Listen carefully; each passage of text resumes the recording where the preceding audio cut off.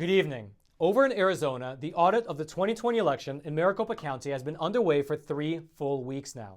However, according to this new letter from the president of the Arizona State Senate, not only have local officials been refusing to hand over routers, but the audit team has allegedly discovered numerous omissions, inconsistencies, as well as anomalies in the way that Maricopa County officials stored, organized, and handled the ballots. Now, there's a lot of back and forth to go through here, so strap yourselves in and let's go through it together.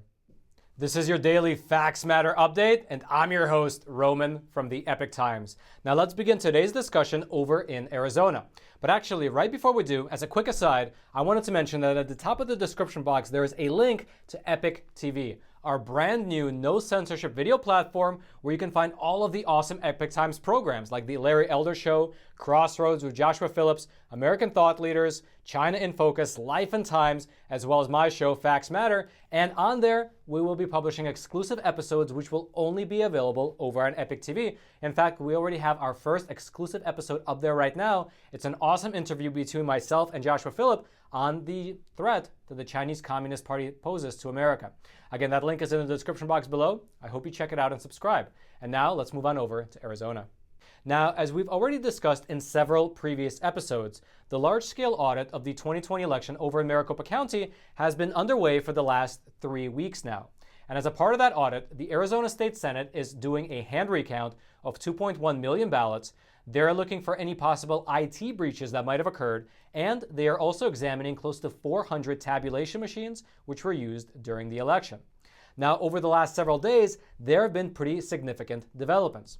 To start with, it was just revealed via this letter right here from the president of the Arizona State Senate that the election auditors have discovered numerous omissions, inconsistencies, as well as anomalies in regards to the way that Maricopa County officials stored, organized, and handled the election ballots. Now, before we actually dive into this letter itself, I want to give you a bit of background surrounding it. So about a week ago, it was revealed that the officials over in Maricopa County have actually been refusing to turn over the county's routers to the election auditors. Now, we discussed this in more detail in a previous episode, but the gist of that is even though the Arizona State Senate subpoenaed those routers, and then subsequently a state judge over in Arizona ordered that they must be turned over, the officials over in Maricopa County have been refusing to do so. And they are refusing to hand over the routers at all. Their reasoning is that those routers are not only used by the election department, but instead they are used by various departments throughout the entire county. And so, because of that, these officials claim that handing over these routers would jeopardize law enforcement, it would jeopardize people's health information, people's financial records, as well as other private information. That's their reasoning, at least, for not handing over the routers. Now, even though you might agree with their logic, it is still the case that these officials are defying the law by not handing over the routers. And so on Monday, so 5 days ago, the Arizona State Senate threatened to subpoena these officials if they continue to refuse delivering these routers. However, 2 days ago, the Senate actually backtracked on that threat. They backed away from threatening the officials, and instead, they issued this letter right here. Let's go through it together. Now, to start with, this letter is from Karen Fan, who is the Senate president out in Arizona, and it's addressed to Mr. Jack Sellers, who is the chairman of the Maricopa County Board of Supervisors. And it begins, I am writing to seek your assistance and cooperation in the resolution of 3 serious issues that have arisen in the course of the Senate's ongoing audit. The first issue concerns Maricopa County's apparent intent to renege on its previous commitment to comply fully with the legislative subpoenas issued on January 13th, which, as you know, Judge Thomason found were valid and enforceable. Now, I'd like to pause here for a quick moment and mention that what happened was that the Arizona State Senate issued these subpoenas late last year. That was when the Senate decided to conduct this audit, and they subpoenaed all of the election materials from these local officials. However, back then, the Maricopa County Board of Supervisors, they refused to hand anything over. They flatly just refused to hand over any election materials. And then this conflict between the Senate and the officials, then it went to court. And after 2 full months of back and forth, the judge in the case, he ruled that the county officials must comply with the Senate subpoenas. And after the judge's ruling, the county officials said that they would hand everything over. However, let's continue with this letter. To date, attorneys for Maricopa County have refused to produce virtual images of routers used in connection with the general election, relying on a conclusory and unsupported assertion that providing the routers would somehow endanger the lives of law enforcement officers, their operations, or the protected health information and personal data of Maricopa County citizens. If true, The fact that Maricopa County stores on its routers substantial quantities of citizens' and employees' highly sensitive personal information is an alarming indictment of the county's lax data security practices. So to pause here for a moment, what they are essentially saying is that the fact that handing over these routers would jeopardize private information to the extent that these officials claim that it will is actually evidence that this information is not being stored securely to begin with. And then the letter goes on to say that the $6 million price tag that the local officials say this inspection will wind up costing doesn't make much sense. Then at the end of this first section, the Senate president offers a possible solution to the problem. She says that a subcontractor for the cyber ninjas could actually go to the Maricopa County facility where these routers are being kept, meaning that the routers wouldn't have to be moved anywhere and they can conduct the audit right there on site. In the scenario that she's proposing, the county officials would actually be able to retain custody of the routers as well as monitor the audit as it's taking place in real time. That's her suggestion, at least. So that was the first part of the letter. Then the second part of the letter discussed how, as the audit has been progressing over the past 3 weeks, the auditors have discovered what appears to be omissions, inconsistencies, as well as anomalies related to the way that Maricopa County officials organized, handled, and stored the election ballots. Let's go through this second part together. It says, the county has not provided any chain of custody documentation for the ballots. The bags in which the ballots were stored are not sealed. Batches within a box are frequently separated by only a divider without any indication of the corresponding batch numbers. In some cases, the batch numbers are missing altogether. Most of the ballot boxes were sealed merely with regular tape and not secured by any kind of tamper-evident seal. And lastly, the audit team has encountered a significant number of instances in which there is a disparity between the actual number of ballots contained in a batch and the total denoted on the pink report slip which accompanies the batch. She then gave some examples of these discrepancies in a chart, which you can see right here on this page. And then furthermore, as it relates to these issues that she laid out, she said that this lack of organization significantly complicated as well as delayed the processing of ballots. Might be one of the reasons why the recount has been taking as long as it has. So that was the second point. The third point in this letter relates to databases, which, according to the Senate president, appear to have been deleted. Here's what the letter writes. We have recently discovered that the entire database directory from the D drive of the machine EMS primary has been deleted. This removes election-related details that appear to have been covered by the subpoena. In addition, the main database for the election management system software, called Rallies, Tally, and Reporting, is not located anywhere on the EMS primary machine, even though all of the EMS clients reference that machine as the location of the database. This suggests that the main database for all election-related data for the November 2020 general election has been removed. They then included the screenshot of what appears to be the deleted files. And the letter then ends with an invitation to the Maricopa County Board of Supervisors to meet with the Senate on May 18th, which is this upcoming Tuesday, in order to discuss these issues. Now, this meeting, it's mentioned here, is not mandatory, but she did mention that further subpoenas or other further compulsory processes will be issued if these issues are not resolved. However, it looks like this meeting will not be taking place. That's because yesterday, Jack Sellers, who is the chairman of the Maricopa County Board of Supervisors, he was the one this letter was addressed to, he came out and he indicated that he will not be attending this meeting, and he also disputed the allegations in this letter. Here's what he said as a part of his statement. Deleting files off the server would be a crime, and it is not true. After reviewing the letter with county election and IT experts, I can say that the allegations are false and ill-informed. Moreover, the claim that our employees deleted election files and destroyed evidence is outrageous, completely baseless, and beneath the dignity of the Arizona Senate. Furthermore, the Maricopa County Board of Supervisors is planning on holding a public meeting on Monday in order to address these matters. Now, we here at the Epoch Times, we reached out to the Arizona Senate president for comment on these new developments, but we have yet to hear back. Regardless, it looks like on Monday, so in about 2 days, we will get an update on this matter from county officials. Maybe they'll give us more details.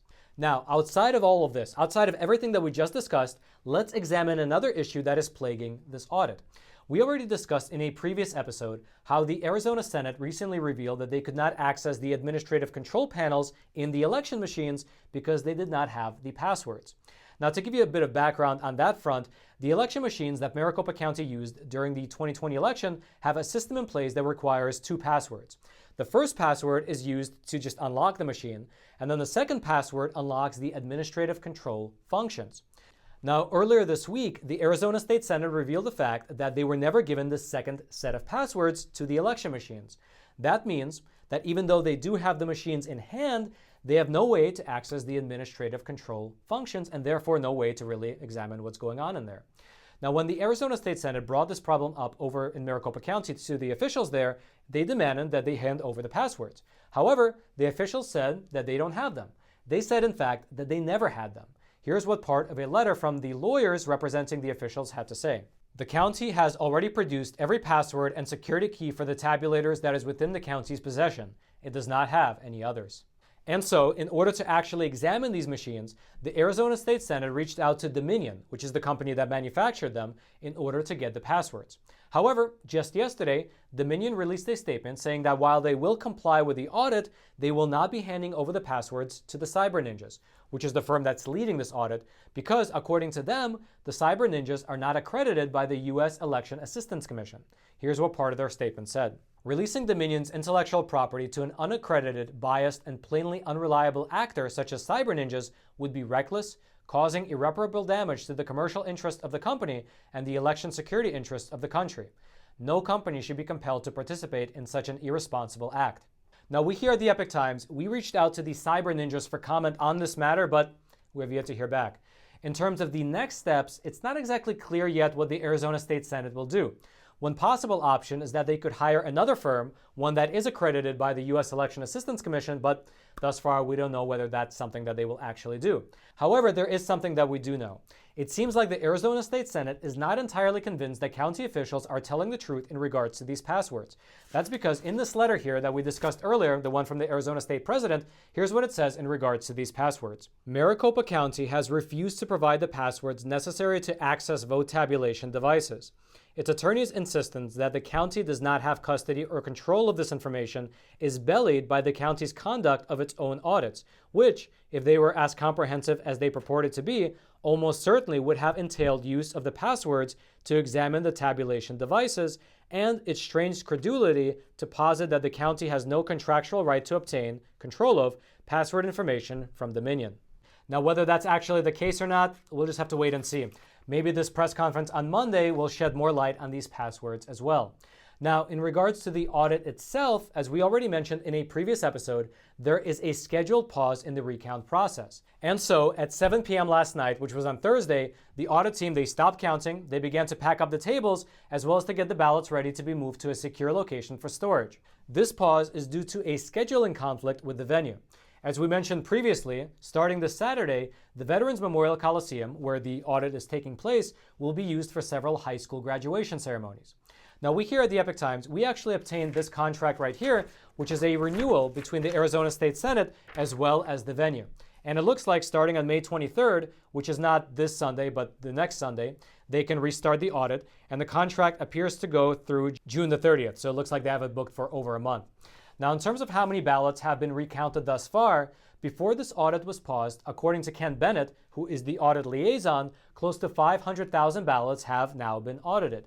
So that is just under a quarter of the total ballots. It's in fact about 23%.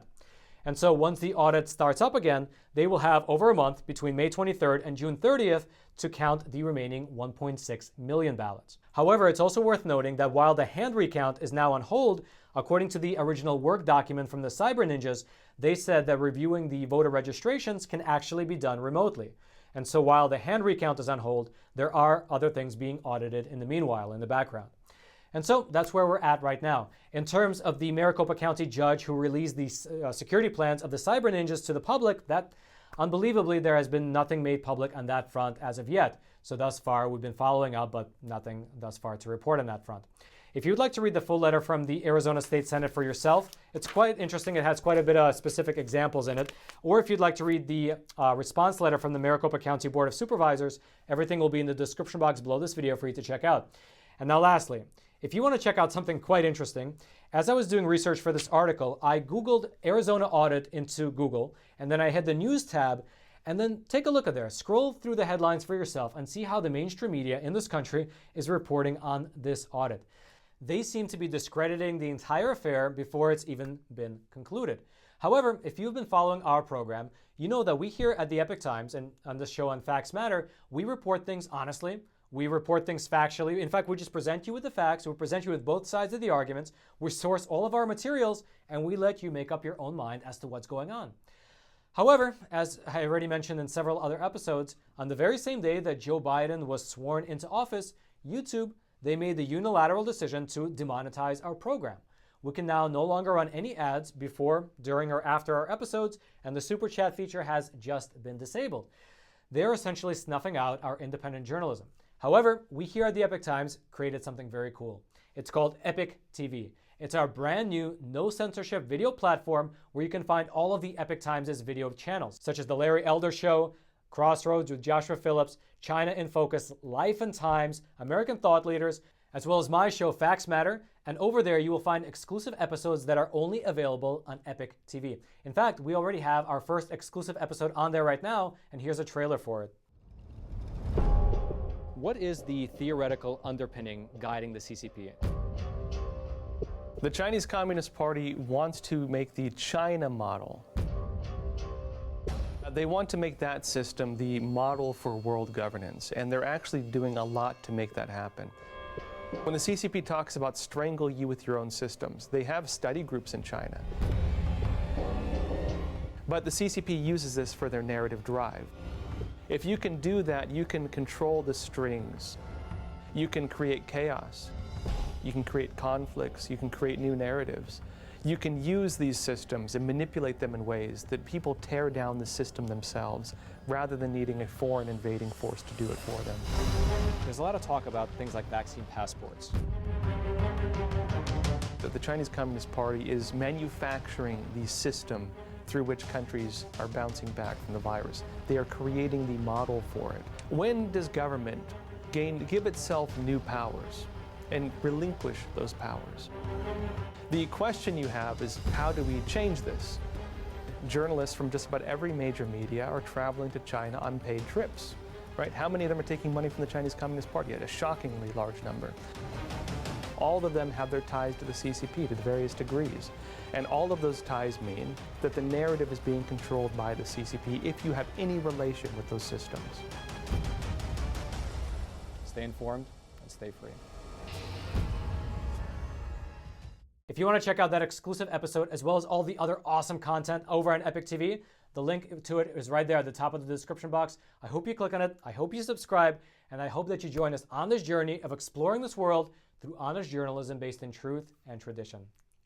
Now, if you haven't already, smash that like button for the YouTube algorithm, subscribe to this YouTube channel if you want honest content like this delivered directly into your YouTube feed while you still can. And until next time, I'm your host, Roman from the Epoch Times. Stay informed and stay free.